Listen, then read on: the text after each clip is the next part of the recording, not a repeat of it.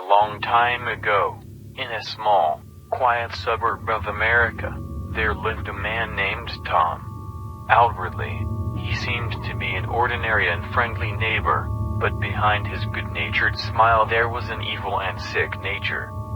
Since childhood, Tom has enjoyed the cruelty and torment he inflicted on animals and other children. Over the years, his need for violent actions began to grow, and he began to secretly follow young women, feeding on the fear and suffering he inflicted on his victims.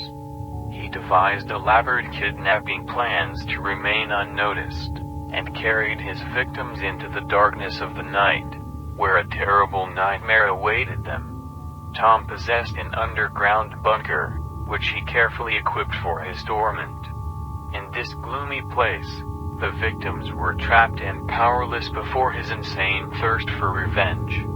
He mocked them, inflicting irreparable pain and suffering. Local residents were concerned about the missing young women, but the police could not find any evidence to link Tom to these crimes. Tom remained a skilled manipulator and skillfully hid his tracks. Pursued by Tom, Jake tried to get out of the dark tunnels, but each time he found himself in a dead end. He could hear noises behind him, Tom's ominous giggling, and he felt fear seizing his soul. Life and death were literally hanging by a thread, and he understood that time was working against him. Soon Jake discovered terrifying walls hung with the bloody footprints of Tom's previous victims. There were scary symbols and dark messages painted on them, which made his heart sink into his throat. He knew that these places served as a place of terrible rituals that Tom arranged over his victims. Climbing the abandoned stairs, Jake found himself in a maze of narrow tunnels, lit only by the dim light of distant lamps. Each step became more difficult, and fear made his heart pound harder. The tunnels were slowly shrinking, and Jake felt his breath catch in his throat. But even in this horror, he did not give up. He overcame every obstacle, skillfully avoiding the traps left by Tom. He was determined to reach the end, uncover the truth about the serial killer and stop him. Suddenly, a huge door appeared in front of him with the symbols of exactly the creepy cult that Tom served. But Jake didn't stop. He opened the door and faced a nightmarish sight. Inside was a huge hall filled with scary artifacts and bloody footprints. Jake's heart was pounding when he saw Tom, dressed in a black robe, sitting on a throne made of the bones of his victims.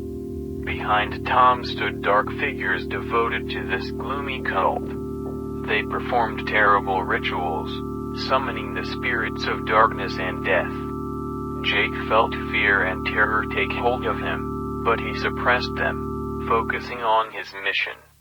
He started recording everything he saw in order to provide it as evidence to the police and bring those responsible to justice. However, his luck didn't last long. Tom and his followers noticed his presence and loomed over him like dark demons ready to destroy him. Tom's gaze was full of madness, and he wasn't going to leave a witness. One of the cult followers raised a bloody knife over Jake, preparing to deliver a fatal blow. At that moment, all the determination and steadfastness of the young journalist broke out. He didn't let his fear get the better of him, and managed to dodge the blow at the last moment. Now they were in a terrible fight, and Jake knew that this was his last chance. He fought Tom's ferocity and madness, deflecting his attacks and striking back. Death was at arm's length, but he didn't give up. Jake and Tom continued their deadly fight in a dark hall filled with blood and gloomy symbols. Weapons pierced the air, the sounds of blows and groans echoed through the maze of tunnels. Tom represented the most evil, and Jake was the last hope for light in this darkness. But the battle was unequal. Tom's powers seemed endless, His intelligence and agility spurred his desire to destroy the young journalist. Jake was losing strength by the second, and his clothes were soaked in blood, leaving bloody footprints on the floor. He was surrounded by followers of the cult, and each of them was ready to sacrifice himself to fulfill the will of his mad leader. Death was so close that it seemed as if she had already stretched her cold fingers to each of them. But then something unexpected happened. Suddenly, the sound of a message on a mobile phone was heard in the hall. Everyone froze, and the eyes of the participants in the fight turned to Tom. His face contorted in surprise, and he left Jake for a moment to check his phone. There was only one word on the screen: revenge. His eyes widened in horror. No one knew what it meant, but the sound of the message broke his concentration. This gave Jake the opportunity to recover and gather his strength. He decided to take advantage of the moment and hit Tom with the last jerk. The blow was accurate, and Tom fell to his knees, blood trickling down his black robe. There was a mixture of rage and impotence in his eyes. Jake took off, knowing that this was his chance to survive. He kept running through the dark tunnels, but every step was harder because his injuries slowed him down. The darkness swallowed him up, but he didn't give up. Behind him there were terrible halls with bloody traces, and the unknown was waiting ahead. Blood covered his hands and face, and it seemed that he had become a part of this nightmarish reality. But suddenly there was a bright light ahead. Jake saw a way out of the maze, and it gave him the last of his strength. He ran as if his life depended on it. And, having overcome the last obstacles, he got out. The sunlight blinded him, and he fell to the ground, overcome by impotence. The police arrived at the scene and began to inspect the underground tunnels, but there was no one there. Traces of blood led to the exit, but there was no criminal.